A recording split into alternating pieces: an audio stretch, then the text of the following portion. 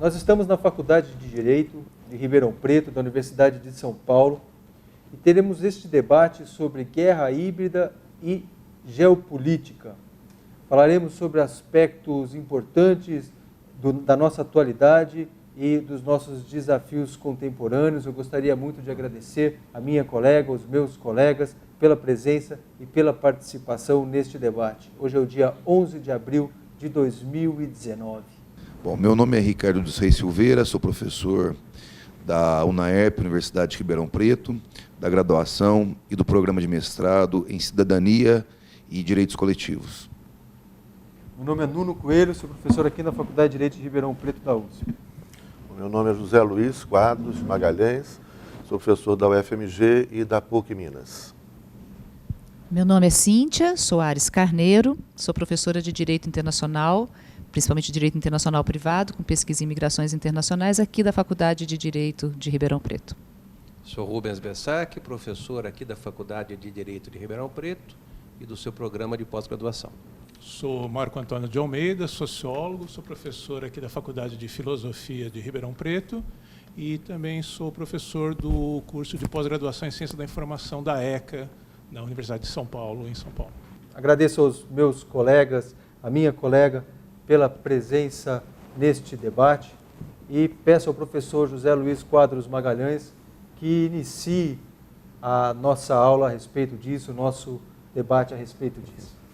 Pois é, olá, cumprimento a todas, todos, né? E, pois é, um tema contemporâneo importante. A gente pode pensar, talvez, será que estamos vivendo uma terceira guerra mundial? Por que seria isso, né? A Primeira Guerra Mundial, uma guerra travada nas trincheiras, a Segunda Guerra Mundial, uma guerra que ocupa, o que ataca, destrói cidades, e agora nós temos uma guerra que é uma guerra de extrema complexidade. O mundo está em transformação radical. A gente pode começar para abordar o tema, né, sobre guerra híbrida, né, e geopolítica contemporânea, falando um pouquinho da Rota da Seda, né, a expansão chinesa, interessantíssimo, importantíssimo isso. O poder vai mudando de mãos e parece que nos próximos anos a hegemonia norte-americana deve acabar. A China tem um comércio, inicialmente a Rota da Seda envolvia 70 países, né, é um projeto de construção de infraestrutura, é mais ou menos um plano Marshall, né, onde a China vai investindo em diversos estados da Ásia, África e também América Latina. E isso agora, dos 70 países iniciais, num comércio muitas vezes feito com moeda local, ameaça diretamente o poder e a hegemonia ocidental, a hegemonia da OTAN e especialmente a hegemonia norte-americana, né?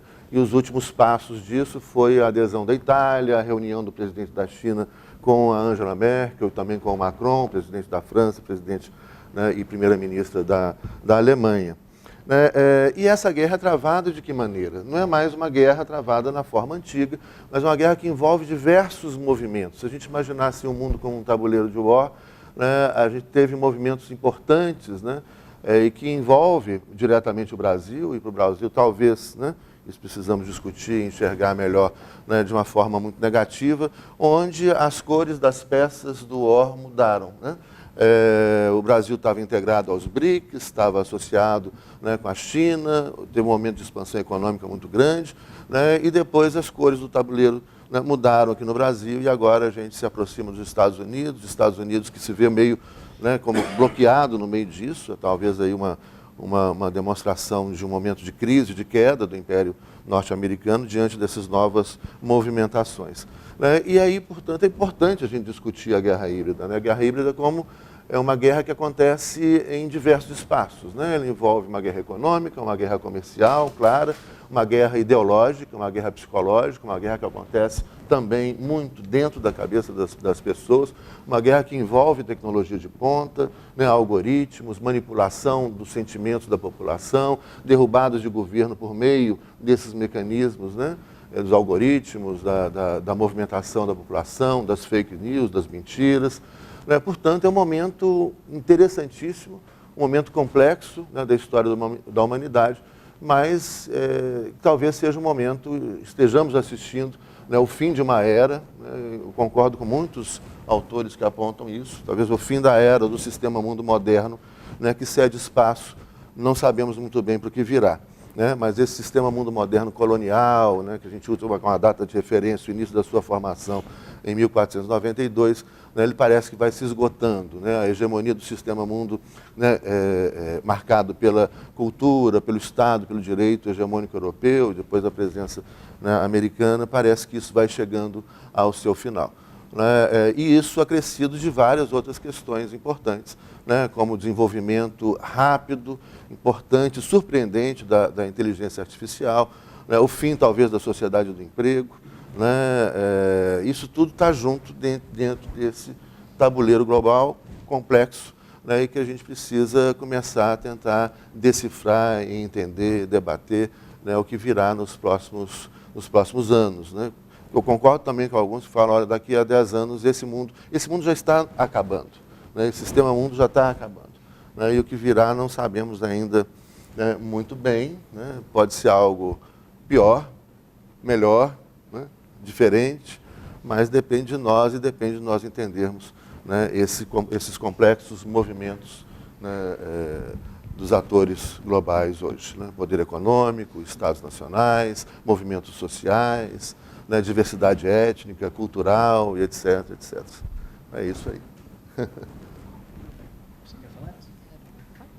Bom, o professor José Luiz, que fico muito feliz de estar com ele aqui novamente, ele cita um conceito que eu acho que precisaríamos, né, esclarecer, né, que é uma expressão do Immanuel Wallerstein, que é o sistema mundo moderno, o sistema mundo colonial, que é a contribuição do Aníbal Quijano para a expressão do Wallerstein. E ele tem um livro muito interessante que aborda exatamente esse aspecto dito pelo professor José Luiz. O livro dele é Capitalismo Histórico e Civilização Capitalista. Então, ele apresenta na primeira parte do livro todos os elementos e as categorias que caracterizam o sistema mundo moderno e o capitalismo histórico. E depois, a civilização capitalista, ele trata exatamente isso. Esse mundo está nos seus estertores, está acabando. Né, se esse sinal de crise já apontava no final da década de 90, no começo do século XX, ele escreve esse livro em 2001, e tem uma carga profética, o livro impressionante, porque ele diz assim, o capitalismo, como nós conhecemos, ele vai ter uma duração de meio século, século no máximo, não é? Porque ele está em uma profunda crise. E a questão que se coloca que a gente não pode é prever, né? Assim, porque a história é dialética, a gente não consegue prever o futuro. A gente pode planejar o futuro, mas a história não consegue, a gente não consegue prever o futuro. O que ele diz é assim, que, infelizmente, parece que uma sociedade de direitos, como era aquele sonho, né? Como era aquele projeto da década do século XX. Acho que o século XX tinha assim, essa perspectiva, né? Uma era de direitos, um futuro de direitos, onde nós pudéssemos integrar as pessoas, uma sociedade mais igualitária, parece que isso está longe de acontecer. O Wallerstein diz, me parece muito mais plausível é que nós teríamos um novo fascismo no mundo. Não é? Então, assim, umas sociedades que seriam extremamente fechadas, você inclui uma porcentagem maior, essa porcentagem incluída vai se cercar de muros e uma grande força policial e de extermínio de toda a camada popular que não conseguisse integrar. Então, é assustador que nós estamos vendo isso acontecendo, né, Zé Luiz? Prazer em estar aqui debatendo com vocês. Realmente o tema é instigante, né? E uma das razões é o prazer em estar aprendendo com os colegas, mas, sobretudo, poder debater algo que eu sempre falo, que muitas vezes o movimento histórico você não percebe quando está alterando, porque quando você vive um momento histórico, você antevê, isso que a professora Cíntia mencionava, o professor José Luiz, mas você percebe que algo está mudando. Né? Eu noto, o professor José Luiz começou citando a questão da Rota da Seda, mas eu diria, nós vivemos isso, é algo que eu tenho trabalhado muito nos últimos tempos, um momento de exacerbação das individualidades, né? O que eu não acho que seja um mal em si, é um fenômeno histórico, não é? Os direitos, de certa maneira, ficaram para trás, o que importa mais são as vontades unipessoais, individuais, as querências, né? Isso, para mim, tem muito a ver com a sociedade de consumo, aqui o Lipovetsky, vários autores assim trabalham essa questão. Mas me incomoda como isto muitas vezes pode estar sendo, percebam que eu estou colocando o pode estar, porque nós não temos como ter a certeza disso, manipulado. Né? Muitas vezes nós vemos realmente uma guerra feita do ponto de vista utilizando a informática, os meios de comunicação em massa, as redes de comunicação, em que grande parte da sociedade, especialmente os jovens, estão inseridos. E o que me assusta é isso, como muitas vezes as coisas acabam acontecendo como verdadeira massa de manobra, né? Quer dizer, muitas vezes nós vamos ver uma série de movimentos, podemos, para não ficar em exemplos internacionais necessariamente, o nosso Brasil mesmo, uma eleição extremamente interessante, porque feita por uma pessoa, hoje o presidente da República, que, apesar de toda a legitimidade, não participou de nenhum debate, nenhuma situação, e que, na verdade, é alçado ao poder, claro que por uma circunstância de um atentado que ele sofreu, isso fez subir nas pesquisas, mas pela ausência completa de conhecimento das ideias e mais a comunicação que ele faz nas redes de comunicação, nesses sites, nesses nichos todos, os blogs, não é? Isso a gente observa, não é algo que o Brasil está remando contra a maré. Isso acontece nos Estados Unidos da América, já aconteceu, de certa maneira, lá atrás, na eleição até do Obama, muito mais na eleição do Trump, a eventual influência da Rússia no processo, um fenômeno que tem sido estudado aí.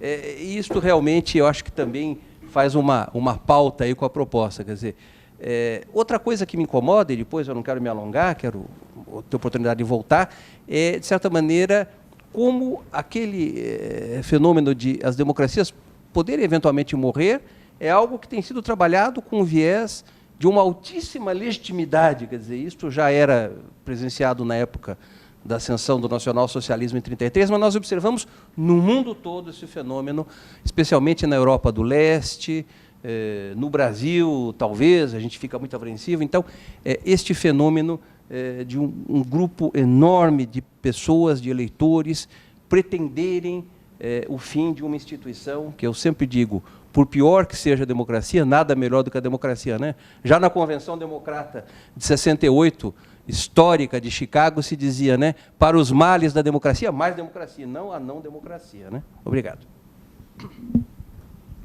Boa tarde. Para mim também é uma alegria estar participando desse debate. Eu gostaria de fazer uma pergunta para o nosso palestrante principal, Dr. José. Ele menciona a possibilidade de ruir o Império Americano. No entanto, a gente vê que o Império Americano, hoje, tem raízes profundas, em todos os sentidos. No sentido linguístico, né? Difusão do inglês enquanto língua mundial, o dólar enquanto moeda mundialmente reconhecida nas transações internacionais, sistema financeiro centrado em Wall Street. E mais do que isso, os modelos constitucionais mundiais, eles se espelham muito no modelo norte-americano, especialmente na questão da liberdade e da propriedade privada, né?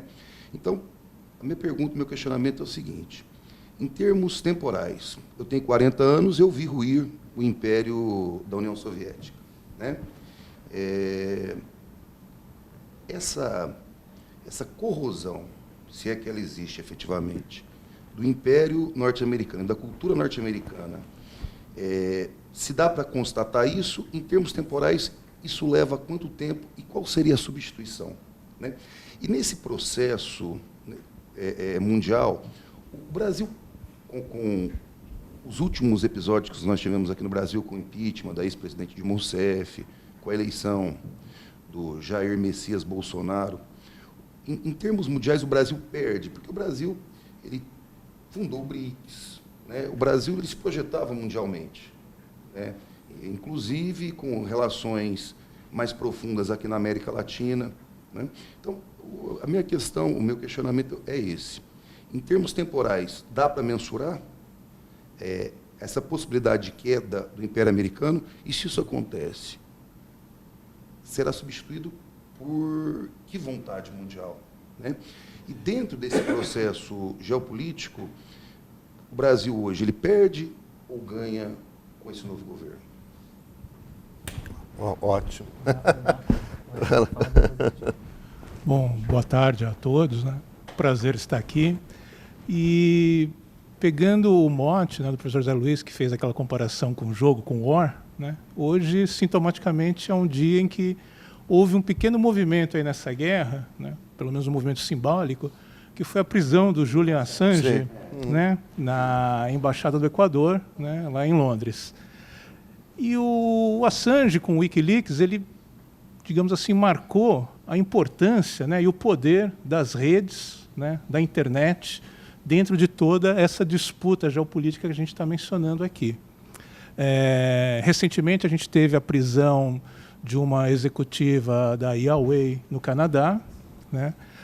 A gente tem uma série de acusações a uma outra empresa russa, né, a Kaspersky, que é uma empresa que faz softwares na linha de antivírus, de defesa, né, e que foi responsável por denunciar a existência de alguns softwares espiões que se originavam dos Estados Unidos, que estavam espionando empresas e governos ao redor do mundo. O que acaba também reforçando as acusações do Snowden, né, quando denunciou a espionagem, né, no caso do Brasil, das conversas da Dilma, de outros importantes membros do governo, de empresas como a Petrobras, etc. Então, um pouco o que eu gostaria de saber de vocês é como você vê isso e como você vê hoje essa guerra híbrida que não se dá necessariamente só entre Estados-nação, mas que envolve fortemente essas empresas, e no caso as empresas de informática. Tá? Então a gente também pode, para complementar o quadro, né, citar o Facebook, né, o vazamento de informações que depois foram incorporadas pelo Bannon em toda a produção de consensos, né, de fabricação de consensos, que tem sido um dos motes, né, para esse tipo de guerra, de movimentação que não envolve exércitos, mas envolve muita manipulação da opinião pública, né, de movimentos sociais e de outras questões do gênero. Tem um monte de questões riquíssimas, né? Isso dá para a gente falar assim umas 2 horas, né? Legal, legal demais. Olha, bom, então vou tentar juntar as anotações todas que eu fiz dentro de uma coisa só, e se ficar faltando alguma coisa, assim, por favor, né, vocês chamem a atenção. Mas eu acho que, primeiro, é importante notar que nós estamos vivendo, desde o finalzinho do século passado, um momento que é um momento de desocultamento, que é um momento de revelações, né? O que seria isso? O mundo que eu nasci, né, que era um mundo que nós nascemos, era um mundo muito quadradinho, né? Era assim um mundo binário. Eu nasci em 1962, era aquela homem e mulher, certo e errado, legal e ilegal, Estados Unidos, União Soviética, né, socialismo e capitalismo. E de repente, no final do século passado, a gente tem um momento grande de desocultamento que repercute muito por causa das novas tecnologias de informação. Então, de repente, a gente descobriu que criança, adolescente, no Brasil a gente fala português. E, de repente, nós descobrimos que aqui a gente fala mais de 400 idiomas. Né? Que só de idiomas originários a gente tem cerca de 270. Né? Que a gente tem uma diversidade imensa, que existe uma diversidade de gêneros, de desejos, né? E que a lógica binária é uma construção, homem e mulher é uma construção cultural, histórica da modernidade. Né? De repente vem aí a física quântica e começa a abalar aquelas certezas das mais pequenininhas, né, que a gente tinha. 2 corpos não ocupam o mesmo espaço ao mesmo tempo. Vem a física quântica e fala, ocupa sim. Né? E isso faz mais ou menos esse mundo, essa estrutura, uma estrutura de pensar moderna, né, construída simbolicamente a partir de 1492, que ela começa a desabar. Então, talvez, em uma grande medida, o momento de reação conservadora, né, nos costumes, etc., que a gente vive, né, cultural, é muito desse espanto, né, diante desse novo mundo. E aí, quando você coloca, por exemplo, a questão dos Estados Unidos, da hegemonia norte-americana, olha, eu diria que não passa de 10 anos.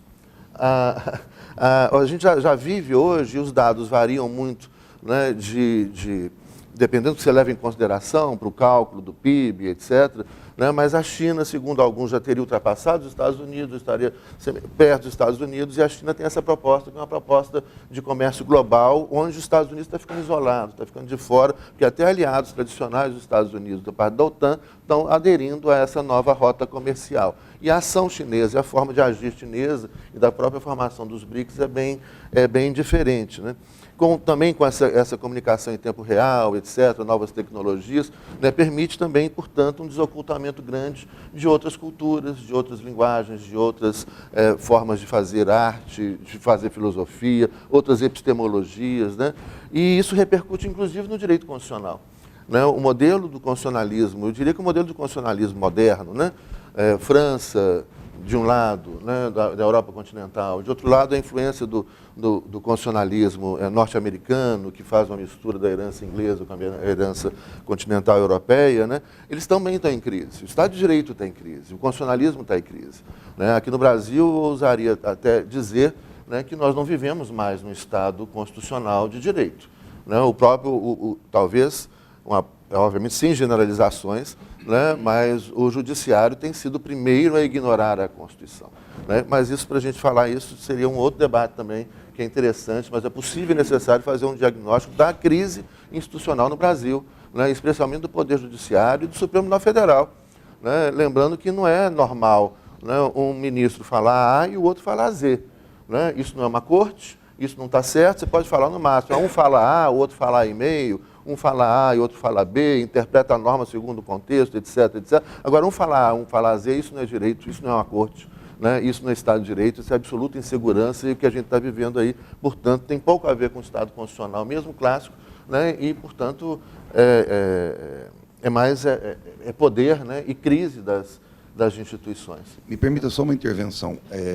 Eu acabei de escrever um artigo agora, justamente criticando essa postura hermenêutica dos tribunais brasileiros, especialmente do Supremo Tribunal Federal. E eu chamo de hermenêutica voluntarista, né? Porque prevalece sempre a vontade de alguém.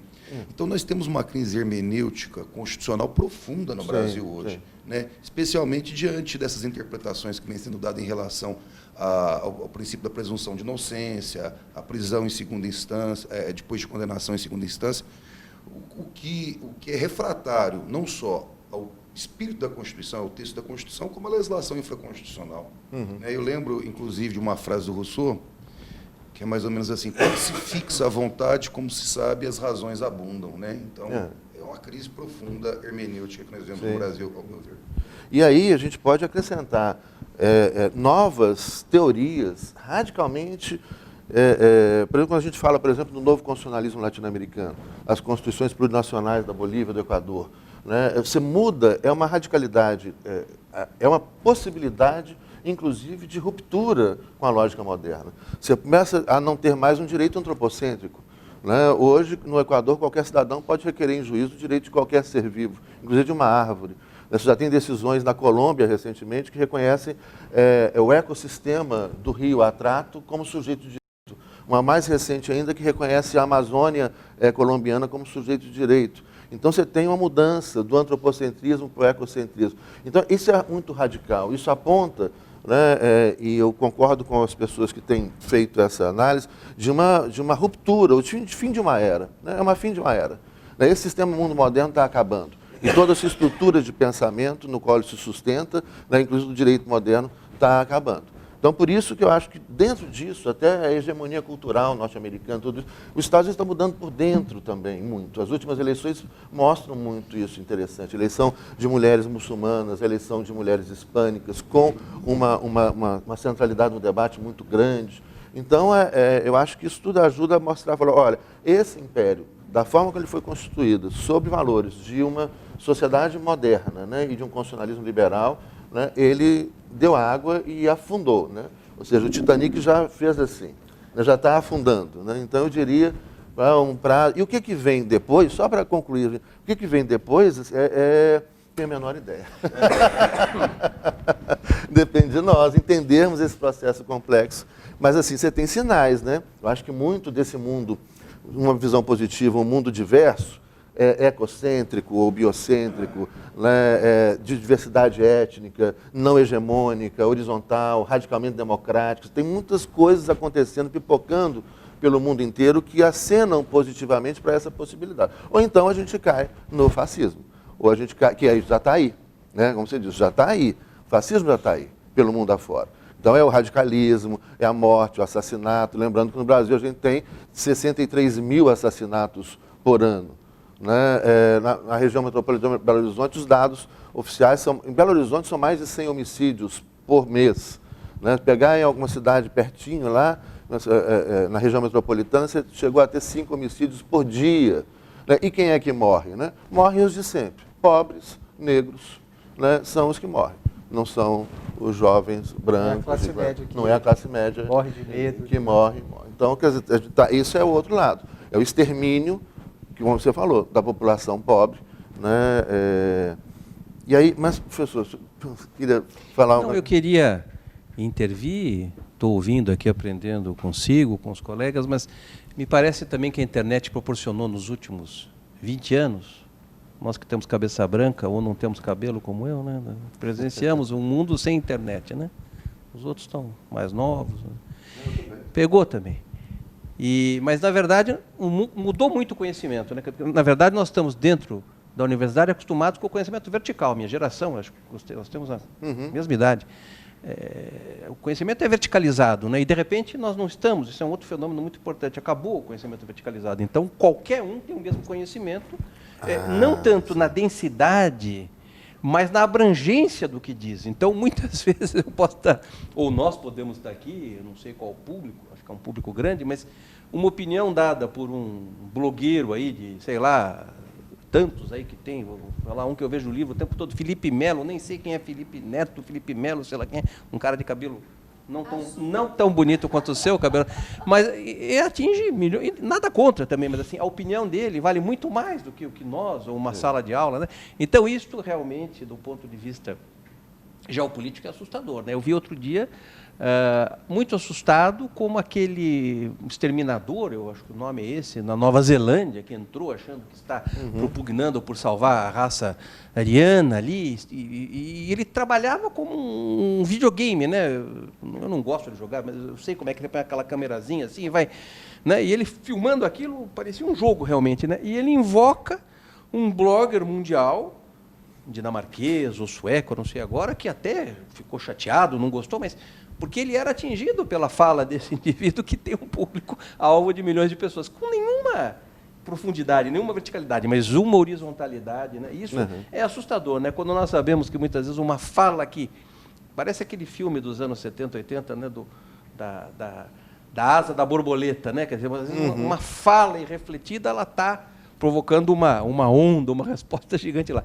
E esta questão da horizontalidade, eu acho que é também muitíssimo importante a gente analisar, já que a proposta é também tratar do ponto de vista geopolítico, né? Quer dizer, muitas vezes realidades que eram esquecidas, né, hoje pesam profundamente, né? Quer dizer, o que se passa em países perdidos na África, a gente fala África, acha que a África são 60, 70 países com identidades completamente diferentes, é muito maior que a América do Sul, a África, a gente trata, né? E muitas vezes um país que você nunca ouviu falar, lá, uma nação, uma tribo tal, acontece uma coisa e tem um peso tão grande quanto um seminário sendo feito em Harvard, né? Então é muito interessante isso, a internet deu esse é um lado bom, mas também tem, depois eu quero voltar, um efeito deletério. Né? Pois é, eu acho que só falando aqui das anotas, porque são coisas muito interessantes que vocês estão levantando, né?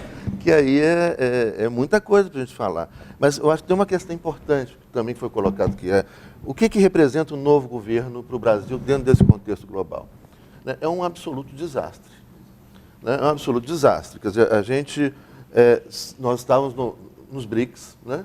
É o que está, ou seja, enfim, né? A Rota da Seda, China, nós estávamos ali, né? Chegamos à sexta economia, passamos, né, em alguns dados, chegamos à quinta, ultrapassamos o Reino Unido, né? Enfim, e o Brasil começava a ter soberania nas relações exteriores, aparecia a altividade, aparecia nas relações internacionais com força, etc. E, de repente, agora, né, nós somos jogados numa situação que, assim, é até difícil de falar sem ser agressivo, né? Mas é que é surreal, né? Parece, de repente, que o Brasil virou um hospício, né? É surreal, é difícil encontrar adjetivos para o grau de despreparo, por exemplo, do nosso ministro das Relações Exteriores, né? Da desinformação, do despreparo, né? E aí a gente vai, de repente, você vê o Brasil de joelhos, né, diante dos Estados Unidos, entregando nossa riqueza, né? Deixa de ter aquela postura soberana, volta a ser um país, né, dentro de há uma expressão muito usada pelos decoloniais, né, que é essa colonialidade do ser, né? Essa subalternidade, sentimento de veterano, essa subalternidade. Nossa, eu visito o Império, eu visito os Estados Unidos, e assim, nossa, admiro, que lindo que vocês são, maravilhosos. Muito assustador tudo isso. E a gente está perdendo, no momento chave da história da humanidade, da modernidade, né? A gente está perdendo o bonde da história. Né? E entramos assim, vendo o Titanic afundar, e a gente pulou dentro do Titanic em solidariedade, né? Com o Império tão admirado, né? Com esses lindos, maravilhosos, que a gente chega lá e fala, nossa, que lindo. Então, acho que isso é uma coisa. E aí você tem outras questões, mas enfim, eu acho que vamos, né, continuar o debate, porque tinha outras questões que eu tinha anotado aqui. Se eu deixei de mencionar alguma coisa, que eu deixei com certeza, mas... Essa é uma perspectiva pessoal, mas essa última eleição, o que eu achei mais assustador e ainda me assusta bastante, é a cooptação da classe média brasileira por essas ideias fascistoides e conservadoras. Né? Então, uma grande dúvida que eu tenho é qual o receio, qual é o medo, o que falta à classe média brasileira para entender inclusão social, que a possibilidade das pessoas terem acesso à educação, à saúde, ao consumo, né? Isso é algo positivo para a sociedade. Gessé de Souza, inclusive, no livro dele, fantástico. Fantástico. Né? Então, isso, ao meu ver, é muito assustador. Né? Essa reação conservadora da classe média brasileira que bota a camisa do Brasil e vai para a Avenida Paulista fazer manifestação. Isso tem muito a ver com o que o professor Bessac estava falando. Essa questão da horizontalidade, num primeiro momento, né, a gente enxerga assim, a possibilidade de várias formas de pensamento se manifestarem nas redes. Só que essa, não sei se isso é aparente, ou essa primeira, inicialmente, sentimento assim de... Por exemplo, eu tenho um blog que chegou a 1 milhão de acessos, eu tenho um canal no YouTube que tem 360 mil, né? E aí, isso foi na época que o negócio assim, ainda estava, eu acho que meio democratizado, vamos dizer assim. Agora caiu vertiginosamente, porque você tem mecanismos de controle que as redes sociais criaram. E aí você tem um mecanismo novo, que integra até a lógica da guerra híbrida também, né? Que são as fake news, a mentira. Né? Uma coisa que tem um senador americano, que eu não vou lembrar o nome dele agora, mas o Obama também, depois da eleição do Trump, ele deu uma declaração nesse sentido também, que é o que, olha, ele fala, eu acho que ele fala de uma forma muito clara, todo mundo tem direito a ter as suas próprias opiniões, óbvio. Até mesmo, né, e que isso é um elemento complicador, até mesmo se você não saiba nada sobre o que você está opinando, né, o que é uma irresponsabilidade, um perigo, né, porque para poder falar alguma coisa, eu tenho que minimamente conhecer o que eu estou falando, mas, óbvio, é liberdade inclusive de falar bobagem.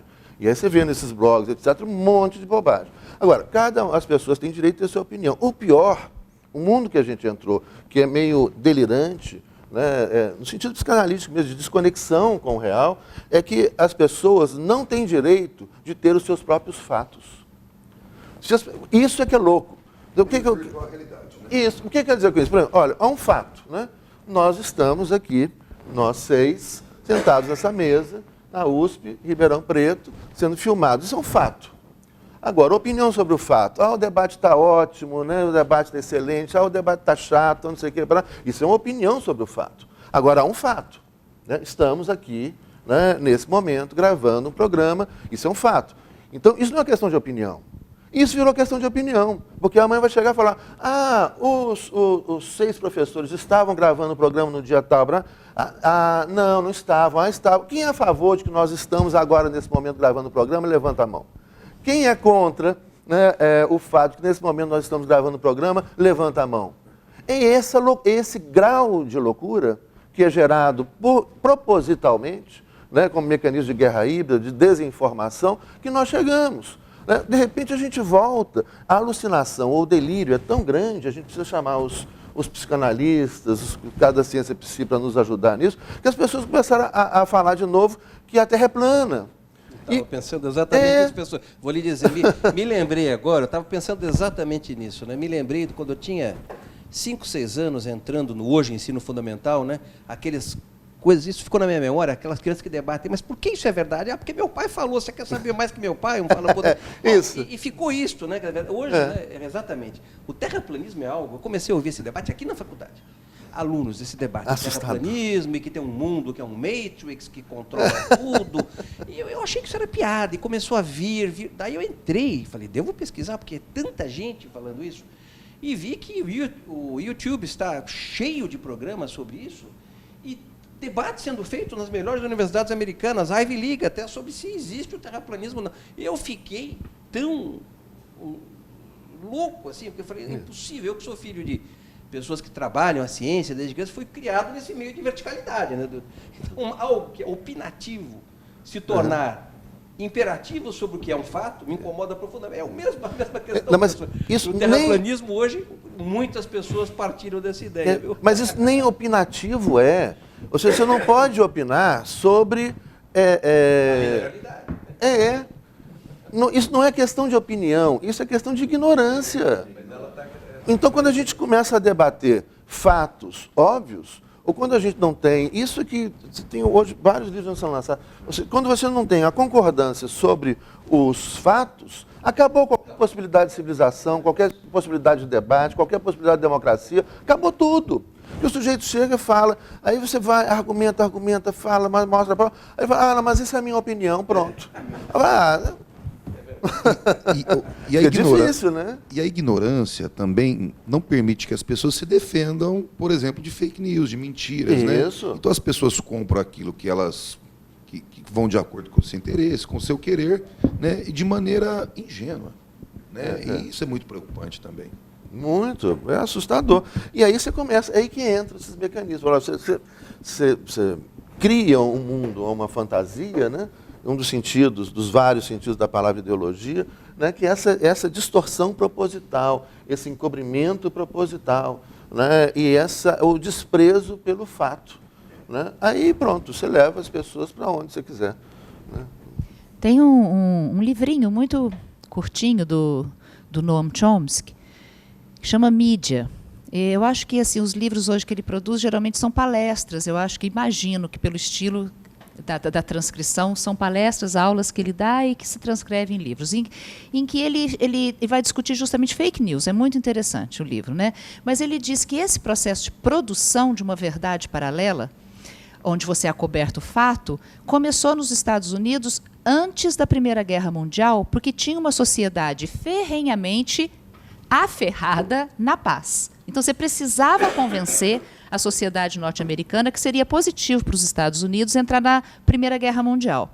Então, foi criada uma comissão de informação, onde, assim, de um centro de governo, formava voluntários que seriam encarregados de fazer o 4-minute speech, assim, um pequeno discurso de 4 minutinhos em intervalos de teatro ou em praça, intervalos de aula, passando uma visão de quanto seria positivo para a sociedade norte-americana entrar na Primeira Guerra Mundial. E que, a partir daí, ele falou assim, a produção da verdade sempre foi uma verdade desfalcada da realidade. Então, assim, o que é a verdade? Se um fato, uma definição que ele dá, é um fato completamente coberto e oculto por várias mentiras. Então, se para você desnudar o que é o fato verdadeiro, você tem que primeiro descascar todas as mentiras que envolvem o fato. Então, ele começa a fazer essa análise, que ele é um linguista, né? Ele vai assim, como que o discurso manipula a realidade. Não é como que o discurso ele vai ir ao encontro do objetivo do poder, né? De um projeto de poder. E que isso, em razão disso, você produz constantes mentiras. A gente tem na história do Brasil, né, assim, vários golpes de Estado, inclusive o próprio tenentismo surge de notícias falsas. Né? E quando o professor Ricardo fala assim, mas por que a classe média ela se deixa enredar e por que ela não percebe que um projeto de inclusão em direitos e distribuição de renda, a classe média só tem a ganhar, ela não perde? Não é? Porque, em razão da Guerra Fria, eu só acho que esse foi um dos períodos onde que mais se produziu fake news, de um lado e de outro, né? Mas o mundo dividido, em razão da Guerra Fria, nós estereotipamos, e nós vemos isso, o reflexo disso na sociedade brasileira hoje, o que seria um modelo comunista. Assim, primeiro que a gente não conseguia nem diferenciar o que é o comunismo, que o Marx, que o Engels e que todos aqueles filósofos teóricos do século XIX, numa sociedade de direitos, reivindicando direitos, falavam, e o que é o comunismo real. Aquele que foi implantado na União Soviética, né, e que deu margem a toda essa estereotipização do que seria esse regime. E hoje a gente vê retornar um discurso da Guerra Fria e percebemos o quanto que isso realmente mobilizou corações e mentes, né, no Brasil, onde você tem um discurso que é o absurdo, é o bizarro. Não, é esse, é o discurso bizarro e que de você combater um marxismo cultural ou de um comunismo que você não sabe onde que está, que existe, é uma coisa absolutamente irreal, não é? Ou associando os governos do PT, do Partido dos Trabalhadores, ou Lula, como comunistas e socialistas, como nunca foram. Não é? Assim, na verdade, assim, são desenvolvimentistas, estavam inserindo o Brasil no capitalismo mundial e assim, ousando falar que o país poderia se ombrear, como todas as grandes economias do mundo, como sendo um país de desenvolvimento econômico e com riqueza. A Odebrecht, sendo uma empresa transnacional, né? Arrebentaram com a Odebrecht. Não estou defendendo a Odebrecht, mas arrebentaram com a Odebrecht. Isso é muito importante. Com a Petrobras, no nosso pré-sal. O Brasil passa a ter empresas competitivas no plano internacional, e aí eu retomo, se a gente tem que fazer uma análise histórica sempre de longa duração, né? Então seria esses estertores, pode ser um sintoma, a gente não sabe o que vem no futuro. Mas um sintoma assim, você quando vê esse mundo acabando e um remanejamento do mundo dividido em metrópoles imperiais e colônias, e algumas colônias se ombreando ao lado de grandes nações, de impérios capitalistas como o Brasil, né, passa a disputar mercado na África, mercado na América Latina, que era basicamente de empresas europeias ou norte-americanas, você precisa destruir, e qual que é a arma? É a guerra híbrida. Você não vai mais derrotar pela bomba, você não vai mais confrontar exércitos, mas você tem outros mecanismos para destruir esse país. Então, quando se descobriu o pré-sal no Brasil, eu disse, meu Deus, ferrou. Essa foi a primeira sensação que eu tive. Se o Brasil agora entra dentro de um espaço de disputa internacional por uma matéria-prima que talvez daqui 20 anos, 30 anos, a gente nem use mais o petróleo, né? A gente tem outras, mas que agora é essencial para o desenvolvimento capitalista. E o Brasil entra, assim como um dos grandes produtores de petróleo. A Venezuela, que acho que talvez seja a principal vítima da guerra híbrida, em razão de ter justamente o petróleo, né? Na minha opinião, seria essa uma reação desse mundo que está morrendo, para você recuperar aquelas antigas colônias. A América do Sul, a América Latina e o Brasil sempre foi considerado, como nós dizemos, o quintal dos Estados Unidos, né? Então o Trump se volta com esse intuito. E para que eu vou fazer uma guerra no Afeganistão por gás? Por que eu vou fazer uma guerra no Iraque por gás? Se eu tenho aqui a Venezuela pertinho, e o Brasil, que é só atravessar ali o Caribe, não é? Onde eu tenho um acesso tranquilo, fácil a isso. E, por outro lado, a aproximação do Brasil com a China. Eu acho que todos esses momentos de crise se dá também no remanejamento de hegemonias. Não é? Então, quando você vê o Império Norte-Americano se desgastando e surgir a China. E a China a gente tem que ter em mente, a China não participava do sistema mundo. Não é? A União Soviética, sim. Ela participava porque ela sempre esteve integrada nesse sistema mundo de trocas comerciais, interagindo, inclusive, no caso da Guerra Fria, muito com os Estados Unidos. Mas a China, em razão da população, assim, ela se manteve isolada, de certa forma, desse sistema. Ela tinha um sistema mundo próprio. E agora ela ingressa. Quando ela ingressa na OMC e quando ela passa a ser um ator importante em organismos internacionais, inclusive organismos internacionais alternativos ao FMI e ao Banco Mundial, como o BRICS. Ora, isso é o motivo que levou, na minha opinião, a essa reação do Império. Essa tentativa de se manter no poder do Império. Mas eu acredito que realmente nós temos os dias contados. E como a gente não pode prever o futuro, apesar da gente dizer, bom, parece que o mundo vai ser um mundo de exclusão de direitos. Porém, a gente não pode esquecer que houve uma construção de 150 anos de um sistema de direitos sociais, de direitos de cidadania, do direito constitucional. não vai acabar sem deixar frutos. Então, pode ser, e essa é a minha esperança, né, que mantém, acho que viva, inclusive, que provoque justamente, assim, da mesma forma que a soberania do Brasil e uma sociedade de direitos provocou essa reação do capitalismo, que vê a pressão pelo lucro, né, a pressão pela acumulação sendo possível de você ter que diminuir, né, os seus ganhos, mas essa reação...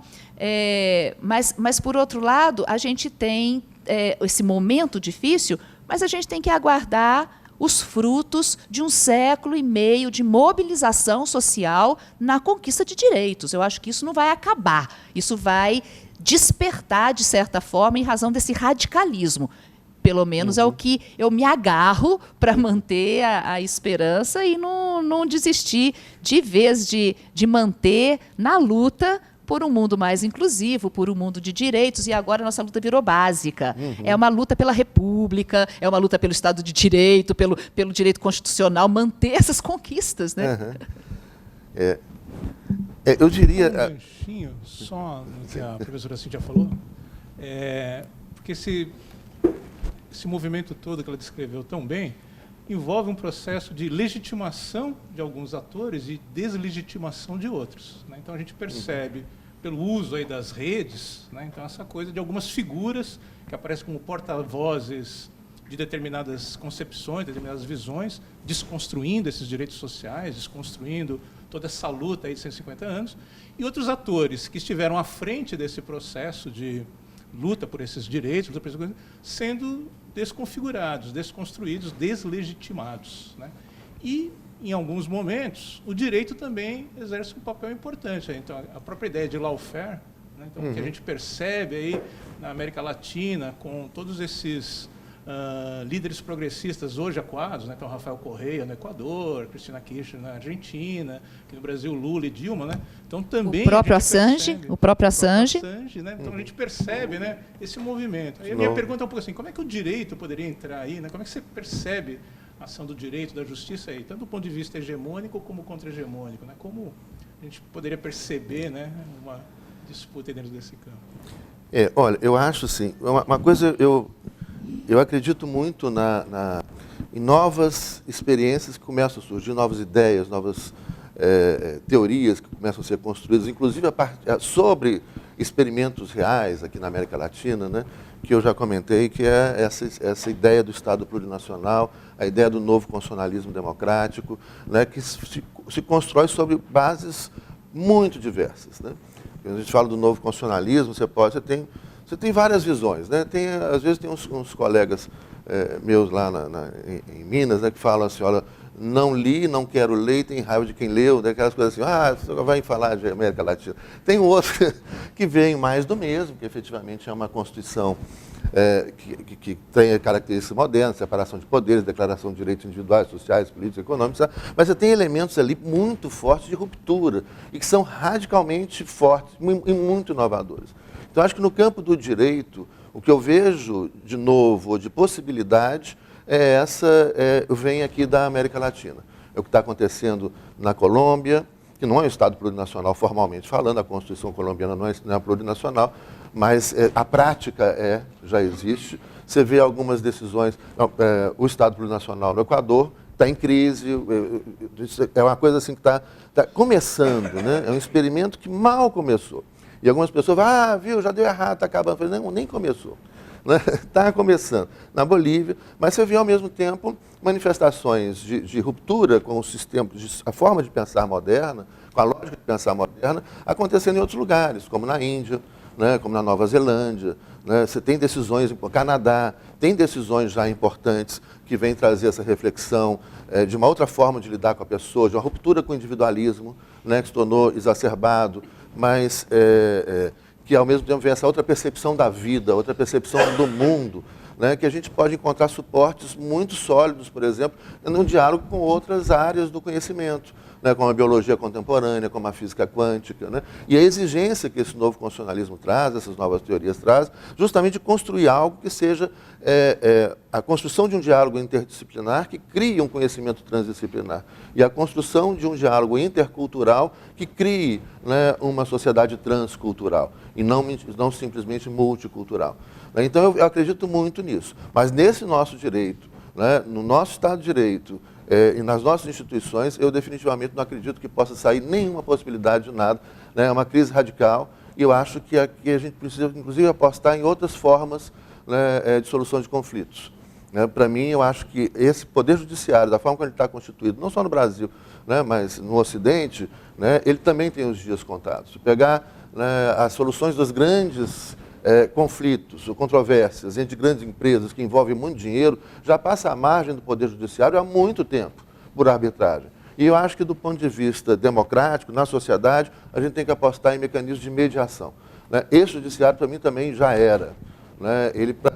Eu acho que ele tem os dias contados. Olha, eu até prometi que não ia falar mais para ouvir e aprender com os colegas, mas eu queria voltar um pouquinho, porque... pelo menos o tema aqui é guerra híbrida, né? Quer dizer, eu vejo algo que me assusta. O professor José Luiz é um idealista, eu também sou professor utópico até, para mim, eu não sei, as pessoas usam utopia no sentido ruim da palavra, né? Utopia é o que dá para você fazer. Mas eu temo que o que impera, de um ponto de vista muito do individualismo em várias sociedades, é uma apropriação de uma linguagem verdadeiramente de cinema, de jogos, de uma série de coisas, se é Hollywood, se é Bollywood, se é o cinema africano que trouxe isso, não sei, mas da destruição, sabe? Eu acho que isto, né, quer dizer, você vê isto que já nos atentados, né, do 9/11 para cá, quer dizer, mudou a forma do terrorismo, né? Até para quem conhece música, é a capa de um disco exatamente repetida, né? O próprio.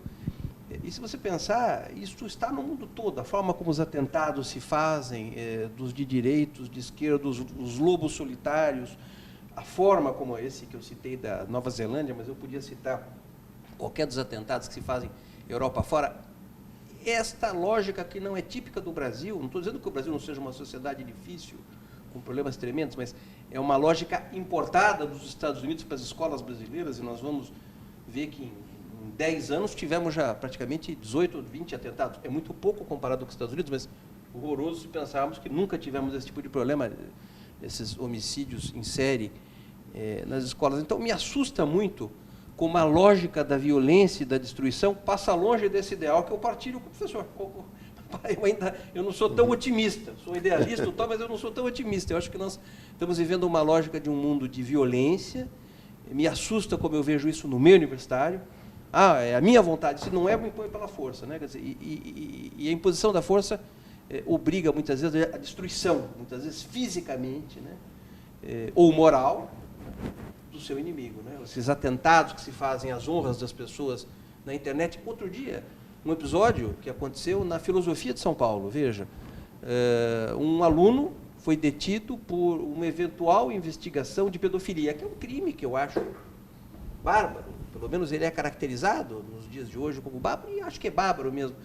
Mas, na filosofia, palavras da diretora da Filosofia de São Paulo, unidade dentro da USP, muito conhecida, dois caminhões lotados com 2 batalhões, quer dizer, acho que são 14 ou 16, não sei o número de policiais fortemente armados, com aquelas roupas da rota, aquela coisa, entraram na filosofia para deter mano militar, um indivíduo em sala de aula, numa investigação de um eventual crime horrível que ele possa, mas será que justifica o negócio, paralisar a filosofia com milhares de alunos tendo aula, foram paralisados para retirar o indivíduo? Eu falei, bom, mesmo que ele não seja culpado, mesmo que ele seja culpado, já pagou tudo errado. E o ministro Moro, perguntado pela mídia, isso é um exemplo dessa prática da destruição do outro, nem que seja da moral alheia, não é? Ele diz claramente, nós queremos passar um recado de que é um crime bárbaro mesmo e nós queremos agir dessa maneira. Quer dizer, para mim ficou, não sou falar, provado por A mais B, como nós vivemos, as autoridades constituídas, essa vontade, esta política. É só uma intervenção em relação a esse episódio, que foi absurdo, né? E que me parece, assim, com muita clareza, que, não, na verdade, é mais uma fake news e mais uma estratégia de guerra híbrida, onde você se utiliza de um recurso que é judicial, como diz o professor, né? De uma lawfare, de um mecanismo que o direito possibilita, mas que para atingir um outro objetivo, na verdade. É claro que, se a preocupação fosse o combate ao crime, a inteligência, né, não poderia agir como agiu. Assim, a inteligência, quer dizer, a investigação não poderia agir como agiu, porque geralmente redes de pedofilia não é de uma pessoa, de uma única pessoa, né? Então, isso poderia ter sido feito em outro espaço. Aí eu acho que houve, na verdade, o grande recado e intimidação foi para as universidades. Especialmente, não foi em outro lugar, não foi numa faculdade de Direito, não foi numa faculdade de Física, foi na FAFELESH, foi na Faculdade de Filosofia. Na Faculdade de Filosofia, que numa semana antes, um deputado estadual tinha denunciado que estava sendo promovido um curso sobre o fascismo, que é um curso do DCE que está sendo, né, que está acontecendo na sala Milton Santos, na Faculdade de Geografia, de História, no Departamento de Geografia. Então, houve essa denúncia. Existe um ataque às universidades públicas, isso é fato, não é? Existe uma preocupação do MEC em se combater esse marxismo cultural, seja o que que é isso? Seja o que for, esse marxismo cultural, como se as universidades estivessem infestadas de marxistas, assim, eu só não consigo encontrá-los, né? É muito, muito, muito difícil de encontrá-los. Né?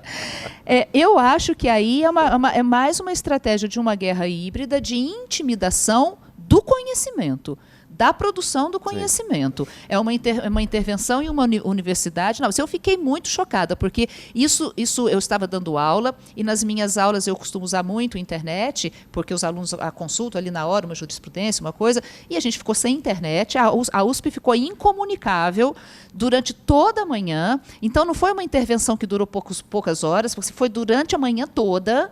Então foi intimidação mesmo, não apresentaram mandado.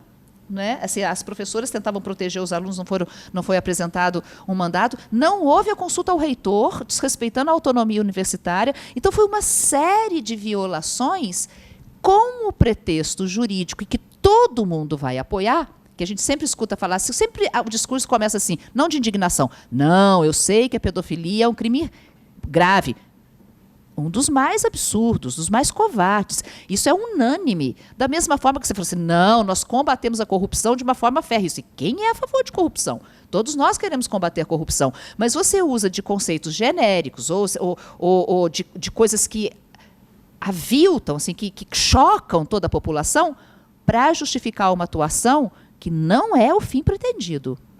O combate à corrupção não foi combater a corrupção, foi destruir a Odebrecht, a OAS, essas empresas que concorriam internacionalmente. Foi prender a oposição, assim, o foco foi uma oposição, foi manter o Lula preso. Não é? Assim, então, você usa de artifícios para atingir um outro objetivo com um discurso que é basicamente unânime, é consensual. Todo mundo quer combater a pedofilia. O rapaz, que era um calouro, assim, era um suposto pedófilo. Ora, mas isso ele podia ser preso fora da USP, podia ser preso na casa dele, mas mais importante é a ação espetaculosa, não é? Para colocar a USP na pauta do dia como a universidade onde tem criminosos, pedófilos, esquerdistas, maconheiros, gays, enfim, né? Assim, tudo aquilo que a classe média hoje vê como o perigo, quando o perigo, na verdade, são os poderes instituídos no Brasil. Né? Isso é uma técnica usada pelo fascismo, né? E aprimorada nos mecanismos neofascistas que a gente está vivendo no Brasil. Inclusive de desacreditar a ciência e as instituições onde se faz pesquisa, onde se produz conhecimento. Né? Talvez o exemplo mais claro disso seja justamente o terraplanismo. Daí porque é importante. Essa é uma coisa tão absurda, mas você chega e fala, olha, você tem milhares, centenas de milhares de cientistas e pesquisadores pelo mundo inteiro. Né? Enfim, é uma coisa que já há 2000 anos já foi demonstrada.